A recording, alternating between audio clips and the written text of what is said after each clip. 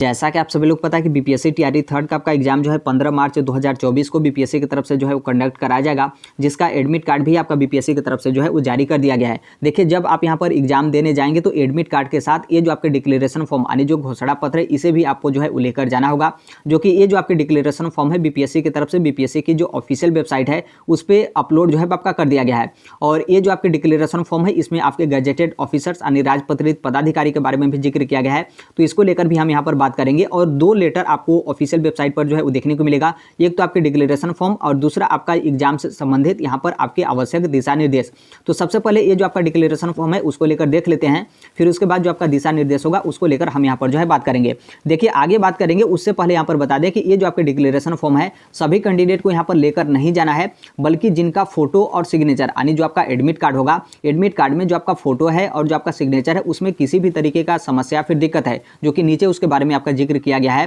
तभी ऐसे कंडीशन में आप लोग को ये जो घोषणा पत्र है आपको लेकर जाना है। अन्यथा ये जो आपका घोषणा पत्र है आपको लेकर नहीं जाना है। बस जो आपका एडमिट कार्ड होगा और एडमिट कार्ड और उसके साथ जो आपका आईडी होगा, बस उतना ही डॉक्यूमेंट्स आपको जो है वो लेकर एग्जाम देने के लिए जो है वो जाना होगा। अब यहाँ पर ये तो उनको हो गया जिनको ये डिक्लेरेशन फॉर्म आपको लेकर नहीं जाना है। अब यहाँ पर देखिएगा कि किनको ये जो आपके डिक्लेरेशन फॉर्म लेकर जाना है और किस तरीके से जो आपका फोटो और जो आपका सिग्नेचर है उसमें आपका यहाँ पर जो है वो दिक्कत है।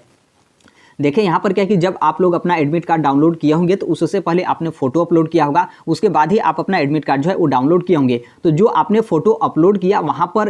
आप यहाँ पर क्या किए कि किसी अन्य कैंडिडेट का यानी कि किसी अन्य व्यक्ति का आप यहाँ पर फोटो अपलोड कर दिए हों, तब ऐसे कंडीशन में आपको डिक्लेरेशन फॉर्म लेकर जाना है। या फिर जो आपने फोटो अपलोड किया वो आपका फोटो अस्पष्ट है, यानी स्पष्ट रूप से आपका क्लियर ही नहीं हो पा रहा है कि वो जो आपने फोटो अपलोड किया वो आपका ही फोटो है या फिर इतना धूमिल या फिर इतना धुंधला है, तभी ऐसे कंडीशन में जो आपके डिक्लेरेशन फॉर्म है वो आपको लेकर जाना है। अपठनी, अपठनी का मतलब जो आपने सिग्नेचर किया और जो आपके एडमिट कार्ड पे जो आपका सिग्नेचर है वो आप रिसाइज करने में इतना उसको धुंधला कर दिए कि वो आपका पढ़ा ही नहीं जा रहा कि आप वहां पर क्या जो है वो सिग्नेचर किया हो, तब ऐसे कंडीशन में ये आपको डिक्लेरेशन फॉर्म जो है वो लेकर जाना है। और चौथा यहाँ पर आपका रिक्त जो है आपका बोला गया है, यानी जो आपका एडमिट कार्ड पे फोटो और जो आपका एडमिट कार्ड पे सिग्नेचर है वहां पर एकदम बिल्कुल आपका सादा है यानी रिक्त है, तब ऐसे कंडीशन में ये जो आपके डिक्लेरेशन फॉर्म है ये आपको जो है वो लेकर जाना है। तो किनको लेकर जाना है यहाँ से आपका क्लियर हो गया, फोटो और सिग्नेचर को लेकर। बाकी जिनका इस तरीके से कोई समस्या नहीं है तो बिल्कुल आप एग्जाम देने बस एडमिट कार्ड और जो आपका फोटो होगा वही आपको जो है वो लेकर जाना होगा। अब यहाँ पर देखिए, कुछ कैंडिडेट इस चीज को लेकर आप यहाँ पर कंफ्यूज होंगे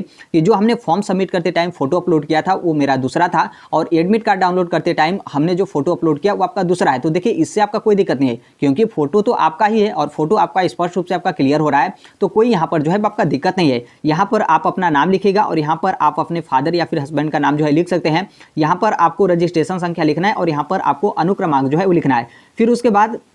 यहाँ पर नीचे देखेंगे तो जो आपके गजेटेड ऑफिसर्स होंगे यानी आपके राजपत्रित पदाधिकारी हैं उनसे आप यहाँ पर अटेस्टेड जो है यहाँ पर जो आपका फोटो होगा इस पर अटेस्टेड यानी उनका अभिप्रमाणित जो है आप लोग को यहाँ पर करवाना है। अब यहाँ पर देखिए, ये जो आपके राजपत्रित पदाधिकारी हैं इसमें श्रेणी को लेकर नहीं बोला गया, तो आप किसी भी श्रेणी के जो आपके राजपत्रित पदाधिकारी हैं उनसे आप यहाँ पर अटेस्टेड जो है करवा सकते हैं और कहीं के भी राजपत्रित पदाधिकारी से आप करवा सकते हैं। जैसे आप अदर स्टेट के होंगे तो जरूरी नहीं है कि बिहार के ही राजपत्रित पदाधिकारी होने चाहिए, आप बिहार के हैं अदर स्टेट के राजपत्रित पदाधिकारी से करवा सकते हैं, या फिर अदर स्टेट के हैं तो बिहार के राजपत्रित पदाधिकारी से करवा सकते हैं, या फिर जहाँ के हैं वहीं के राजपत्रित पदाधिकारी से आप अटेस्टेड जो है करवा सकते हैं। कोई यहाँ पर दिक्कत जो है आपका नहीं होगा। अब यहाँ पर जो आपके राजपत्रित पदाधिकारी हैं कौन कौन से यहाँ पर होते हैं तो आप गूगल पे सर्च करेंगे तो आसानी से आपको यहाँ पर मिल जाएगा। जितने भी यूपीएससी वगैरह और मतलब सिविल सर्विसेज का जो एग्जाम वगैरह क्वालिफाई करने के बाद जो भी सर्विस में आते हैं, गवर्नमेंट सर्विस में आते हैं, तो वो सभी यहाँ पर राजपत्रित पदाधिकारी की श्रेणी में आते हैं। या फिर जो आपके स्टेट का किसी भी राज्य का जो आपका पीसीएस वगैरह एग्जाम है, राज्य का आपका सिविल सर्विसेज एग्जाम है, तो उसके थ्रू जितने भी गवर्नमेंट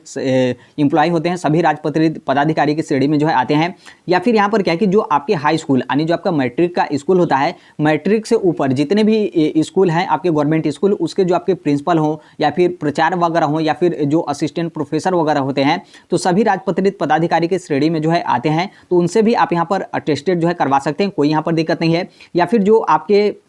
गवर्नमेंट जो आपके डॉक्टर वगैरह रहते हैं वो भी आपके राजपत्रित पदाधिकारी की श्रेणी में आते हैं, या फिर जो आपके गवर्नमेंट इंजीनियर वगैरह रहते हैं तो भी राजपत्रित पदाधिकारी की श्रेणी में जो है आते हैं, तो भी अटेस्टेड कर सकते हैं। इसके अलावा बहुत सारे आपके राजपत्रित पदाधिकारी की श्रेणी में जो अधिकारी हैं वो आते हैं, तो उनसे आप यहाँ पर अटेस्टेड जो है करवा सकते हैं। और यहाँ पर जो भी होंगे उनके पास जाएंगे तो वो तो खुद आपको बता देंगे कि हम यहाँ पर अटेस्टेड कर सकते हैं या फिर नहीं, और कर सकते हैं तो उनसे आप यहाँ पर करवा लीजिएगा, कोई यहाँ पर आपको दिक्कत नहीं है। यहाँ पर आपका चेक नहीं किया जाएगा कि आप सही करवाए हैं या फिर गलत करवाएं, बस यहाँ पर जो आपका फोटो होगा उस पर अभी प्रमाणित यानी उनका अटेस्टेड होना चाहिए। यहाँ पर आप उनका मुहर लगवा लीजिएगा और यहाँ पर वो सिग्नेचर कर देंगे, बस इतना ही करना है और यहाँ पर आपको कुछ भी जो है वो नहीं करना है। ये आपके डिक्लेरेशन फॉर्म को लेकर हो गया। और नीचे आप यहाँ पर हिंदी में अपना सिग्नेचर और यहाँ पर आप अपना इंग्लिश में जो है आप अपना सिग्नेचर जो है कर दीजिएगा। यहाँ पर आपके वीक्षक का हस्ताक्षर और केंद्राधीक्षक का यहाँ पर आपका हस्ताक्षर बोला गया है, तो ये आपको किसी अधिकारी से नहीं करवाना है, बल्कि जहाँ पर भी आपका एग्जामिनेशन सेंटर होगा वहाँ के जो भी अधिकारी या फिर पदाधिकारी होंगे तो वहाँ पर आप लोग का जो है कर देंगे। तो जो आपकी डिक्लेरेशन फॉर्म है बस आपको इतना ही जो है करना है, क्योंकि बहुत सारे जो अभ्यर्थी हैं आप लोग इस चीज़ को लेकर आप यहाँ पर चिंतित है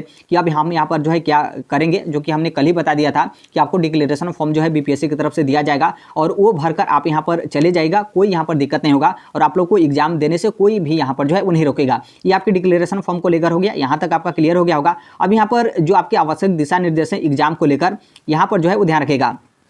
यहाँ पर देखेंगे तो आपके जो फोटो और सिग्नेचर को लेकर है, जो कि आपके जो डिक्लेरेशन फॉर्म है ऊपर जो हमने आपको दिखाया उसको लेकर बोला गया कि बीपीएससी के ऑफिशियल वेबसाइट पे ये जो आपका डिक्लेरेशन फॉर्म है अपलोड कर दिया गया है, तो उसे आप प्रिंट निकलवा कर अटेस्टेड करवा के आप जो है अपने एडमिट कार्ड के साथ जो है वो चले जाएगा एग्जाम देने, ऐसा आपका जो है ऊपर बोला गया है। और यहाँ पर आप देखेंगे तो यहाँ पर फोटो को लेकर बोला गया कि जो आपके डिक्लेरेशन फॉर्म होंगे उसमें आपको रंगीन फोटो जो है अपलोड करना है और नीचे आपको हिंदी और इंग्लिश में जो है हस्ताक्षर करवाना है और जो आपका फोटो होगा उस पर राजपत्रित पदाधिकारी से आपको अटेस्टेड जो है करवाना है। यहाँ पर दो रंगीन फोटो को लेकर बोला गया है कि आप मतलब डिक्लेरेशन फॉर्म लेकर जा रहे हैं तो आप अपने साथ दो जो है रंगीन फोटो जो है वो रख लीजिएगा। एक तो आपका जो डिक्लेरेशन फॉर्म होगा उस पर आपका जो है वो रंगीन फोटो रहेगा जिस पे आपके गजेटेड ऑफिसर अटेस्टेड जो है वो किए रहेंगे, और एक आपका जो फोटो होगा जो आपका एडमिट कार्ड वगैरह रहेगा उस पर आपका यहाँ पर जो है वो लगा रहेगा। तो दो फोटो आप अपने साथ जो है वो रख लीजिएगा। फिर उसके बाद आप यहाँ पर तीसरे पॉइंट पर देखेंगे तो यहाँ पर आपके आधार कार्ड को लेकर जो है आपका बोला गया है कि आप यहाँ पर आईडी के रूप में यानी आप अपने पहचान पत्र के रूप में जो आपका आधार कार्ड होगा उसे आप यहाँ पर लाना जो है वो सुनिश्चित करेंगे।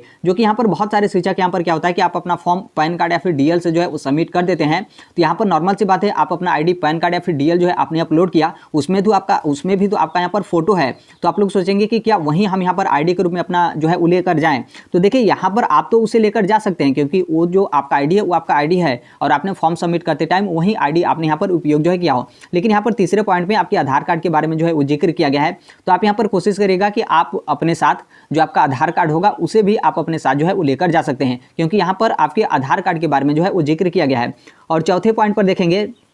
तो यहाँ पर जो आपका कागजात वगैरह है, जो आपका फोटो है, सिग्नेचर वगैरह है, उसका एग्जामिनेशन सेंटर पे आपका मिलान किया जाएगा। उसके बाद ही आपका जो एग्जामिनेशन सेंटर होगा, जो भी आपका परीक्षा कक्ष होगा, उसमें यहाँ पर आप लोग की एंट्री जो है आपकी देगी। चौथे पॉइंट पर आपका बोला गया है। पांचवें पॉइंट पर बोला गया कि जो आपका एडमिट कार्ड होगा आप अपना पोर्टल लॉगिन करने के बाद बीपीएससी के ऑफिशियल वेबसाइट से ही आप अपना एडमिट कार्ड जो है वो डाउनलोड करेंगे। कोई आपको डाक पोस्ट ऑफिस के थ्रू आप लोग को यहाँ पर जो है वो नहीं भेजा जाएगा। और जो यहाँ पर बीपीएससी का ऑफिशियल वेबसाइट है उसके बारे में यहाँ पर आपका बोला गया है। बस इतना ही आपके दिशा निर्देश जो है आपके दिए गए हैं। तो यहाँ पर आपका दिशा निर्देश हो गया और यहाँ पर जो आपके डिक्लेरेशन फॉर्म है, यहाँ पर डिक्लेरेशन फॉर्म यानी घोषणा पत्र है, यहाँ पर आपका हो गया। तो आई होप यहाँ से आप लोग का क्लियर हो गया होगा। आप लोग के मन में जो भी संशय या फिर डाउट था, बहुत सारे शिक्षक थे जो आप लोग फोटो अपलोड करने में यहाँ पर आप लोग मिस्टेक या फिर गलती वगैरह कर दिए थे। बहुत सारे जो आपके साइबर कैफे वाले होते हैं तो उनसे आप यहाँ पर अपना एडमिट कार्ड डाउनलोड करवाए थे, तो वो लोग दूसरे कोई का फोटो जो है अपलोड कर दिए थे। तो इस तरीके से आप यहाँ पर अपना डिक्लेरेशन फॉर्म जो है वो लेकर जाएगा और आसानी से आप यहाँ पर एग्जाम जो है वो दे पाएंगे। किसी भी तरीके का आपका रोक टोक या फिर कोई यहाँ पर दिक्कत जो है आपका नहीं होगा।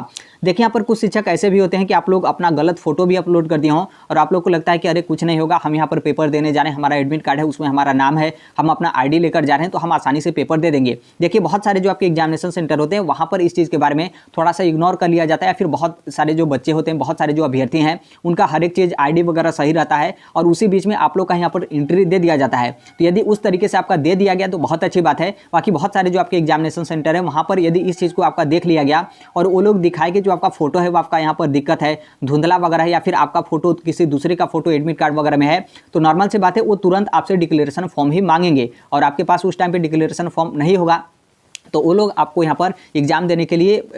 इंटरव्यू जो है वो नहीं देंगे। तो इसलिए आप यहाँ पर कोशिश करिएगा और ये सभी आप गलती मत करिएगा, क्योंकि ये यदि आप गलती कर जाते हैं तो आपके मन में बराबर जो है आपका संशय बना रहेगा कि क्या होगा, कहीं रोक न दिया जाए, कहीं देख न ले हमारा एडमिट कार्ड। तो इस तरीके से आपका कोई दिक्कत ना हो और आप लोग का जो पूरा फोकस है वो आपकी इस चीज़ को लेकर आपका टेंशन में फोकस ना हो, बल्कि पूरा फोकस जो आपका पेपर है उस पर आपका यहाँ पर होना चाहिए। तो इसलिए आप अपने साथ जो है वो डिक्लेरेशन फॉर्म लेकर जाएगा और यहाँ पर डिक्लेरेशन फॉर्म बस आप लेकर जाते हैं और उस पर आप अटेस्टेड करवा देते हैं। हैं तो यहाँ पर कोई दिक्कत नहीं होगा, कोई आपका रोक टोक जो है उन्हें होगा, बस वो लोग आसानी से आपका एंट्री जो है वो कर लेते हैं, कोई यहाँ पर जो है आपका दिक्कत नहीं होगा। लेकिन इस चीज़ को आप यहाँ पर ध्यान रखिएगा, डिक्लेरेशन फॉर्म को इग्नोर मत करिएगा, क्योंकि यदि एग्जामिनेशन सेंटर पर इस चीज़ के बारे में आपका देख लिया गया तो निश्चित तौर पर आप लोग को यहाँ पर दिक्कत जो है किया जाएगा। टीआरई फर्स्ट टीआरई 2 में भी इसी तरीके से मामला था, बहुत सारे लोगों को इग्नोर कर दिया गया, डिक्लेरेशन फॉर्म आपका नहीं देखा गया, लेकिन कुछ लोगों का यहाँ पर देखा गया तो फिर उनका काफ़ी ज़्यादा समस्या जो है आपका हुआ। तो इसलिए इस चीज़ को आप यहाँ पर ध्यान रखिएगा। और ये जो आपके डिक्लेरेशन फॉर्म है बीपीएससी की ऑफिशियल वेबसाइट पर भी जाकर जो है वो डाउनलोड करके देख सकते हैं। बाकी इस डिक्लेरेशन फॉर्म को हम टेलीग्राम पर जो है वो शेयर कर देंगे, कमेंट बॉक्स में आपको टेलीग्राम का लिंक जो है वो देखने को मिलेगा, तो टेलीग्राम पर चले जाएगा और डिक्लेरेशन फॉर्म आप प्रिंट वगैरह कराकर और उस पर आप अपना फोटो वगैरह चिपकाकर अटेस्टेड करवा के आप अपने पास जो है वो रख लीजिएगा, ताकि जब आपका एग्जाम वगैरह मतलब जब भी आप एग्जाम के लिए जाएँ तो आप अपना